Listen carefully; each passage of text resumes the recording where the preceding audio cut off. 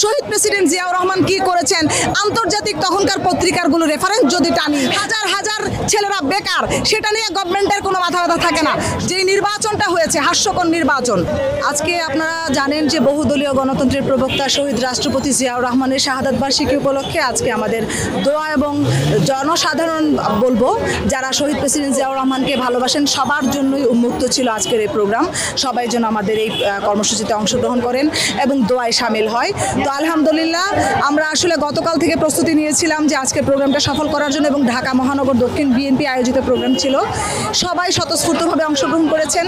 বাংলাদেশ জাতীয়তাবাদী দলের নেতাকর্মীরা যেমন ছিল, এখানে আপনার বাংলাদেশ জাতীয়তাবাদী দলকে যারা সমর্থন করেন, বেগম খালেদা জিয়াকে যারা ভালোবাসেন, তারেক রহমানকে যারা ভালোবাসেন, তার ডাকে সাড়া দিয়ে আজকে এই দোয়া মাহফিলে অনেকেই এসেছেন, নামাজ পড়েছেন এবং নামাজ পরবর্তী দোয়াতে অন্তর্ভুক্ত হয়েছেন।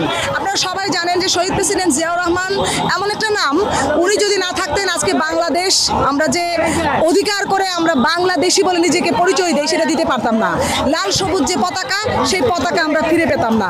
তো আজকের এই দিনে শহীদ প্রেসিডেন্ট জিয়াউর রহমানকে আমাদের সবার পক্ষ থেকে বিনম্র শ্রদ্ধা, এবং তার প্রতি এই শ্রদ্ধা আজন্ম আমাদের প্রজন্ম থেকে প্রজন্ম থাকবে। যতদিন বাংলাদেশ শব্দটা থাকবে, যতদিন বাংলাদেশের ভূখণ্ডটা থাকবে, ততদিন পর্যন্ত শহীদ প্রেসিডেন্ট জিয়াউর রহমান অমর হয়ে থাকবেন আমাদের মাঝে। শহীদ প্রেসিডেন্ট জিয়াউর রহমান কি করেছেন আন্তর্জাতিক তখনকার পত্রিকারগুলো রেফারেন্স যদি টানি, আপনি তখনও দেখবেন শহীদ প্রেসিডেন্টের জিয়াউর রহমানের অবদান অনস্বীকার্য ছিল।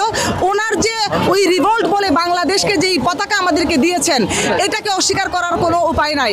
ওনার ঘোষণার মাধ্যমে আজকে কিন্তু বাংলাদেশ স্বাধীন হয়েছে, এটা অন্য কারো ঘোষণায় হয়নি। এখন কে মানলো কে মানলো না, আসলে কি আমাদের তাতে খুব কিছু যায় আসে? হাজার হাজার কোটি টাকা পাচার হয়ে যাচ্ছে, এইটা নিয়ে তাদের কোনো মাথা ব্যথা থাকে না। লক্ষ লক্ষ টাকা আমাদের আজকে ডলার বাংলাদেশে যে সংকটে ভুগছে, সেটা নিয়ে কোনো মাথা ব্যথা থাকে না।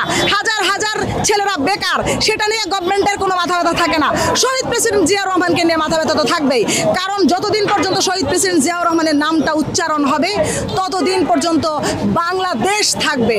আমরা বিশ্বাস করি খুব শীঘ্রই জনগণের ম্যান্ডেট নিয়ে বাংলাদেশ জাতীয়তাবাদী দল আবারও ক্ষমতায় আসবে, এবং তারুণ্যের অহংকার তারেক রহমানের নেতৃত্বে আগামীর বাংলাদেশ বিনির্মিত হবে ইনশাআল্লাহ। যে নির্বাচনটা হয়েছে হাস্যকর নির্বাচন, সেই নির্বাচনকে তারা জনগণ বয়কট করেছে, নির্বাচনে কেউ যায়নি। এখন যে উপজেলা নির্বাচনগুলো হচ্ছে, সেখানেও দেখা গেছে যে সেই নির্বাচনের কেন্দ্রগুলো মানে একেবারেই ফাঁকা, কোনো ভোটাররা সেখানে ভোট দিতে যায়নি। সো আমি গর্বের সাথে বলতে পারি বাংলাদেশের জনগণ বাংলাদেশ জাতীয়তাবাদী দলের সাথে এখন পর্যন্ত আছে, আর এই যুদ্ধ যতদিন চলবে তারা আমাদের সাথেই থাকবে ইনশাআল্লাহ।